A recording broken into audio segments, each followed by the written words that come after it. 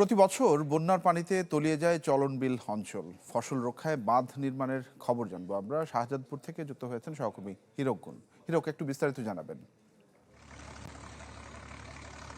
আসলে প্রতি বছরে কিন্তু সিরাজগঞ্জ এবং পাবনার যে চলনবিল অধ্যুষিত প্রায় 60টি উপজেলার 72,000 হেক্টর জমির যেটি বড় ধান সেটি রক্ষার জন্য কিন্তু শাহজাদপুরের রায়তরা একটি বাঁধ নির্মাণ করা হয়, লো হাইট বাঁধ।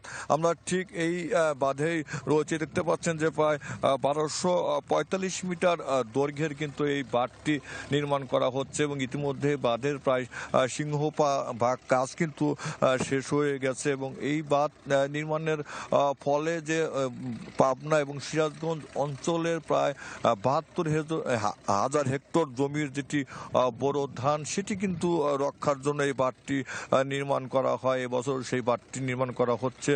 তবে আমরা এখন সেই বাঁধেই রয়েছি।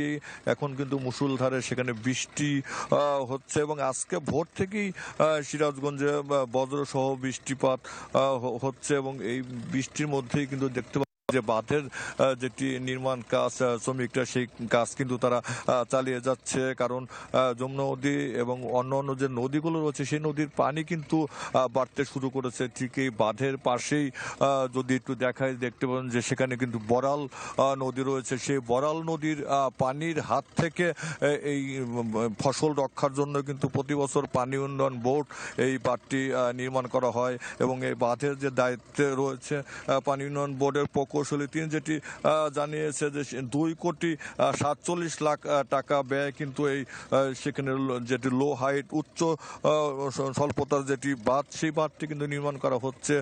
সেই বাঁধের কাজ কিন্তু এখনো চলছে এবং বাঁধের পাশেই কিন্তু বিস্তীর্ণ মাঠ জুড়ে বড় ধান রয়েছে এবং শুধু সিরাজগঞ্জ নয়, সিরাজগঞ্জ এবং পাবনা অঞ্চলে যেটি চলনবিল অঞ্চল রয়েছে সেই চলনবিল অঞ্চলের প্রায় 72,000 হেক্টর জমির ফসল কিন্তু রয়েছে। সে ফসল রক্ষার জন্য এই বাঁধটি নির্মাণ করা হচ্ছে। তানভীর।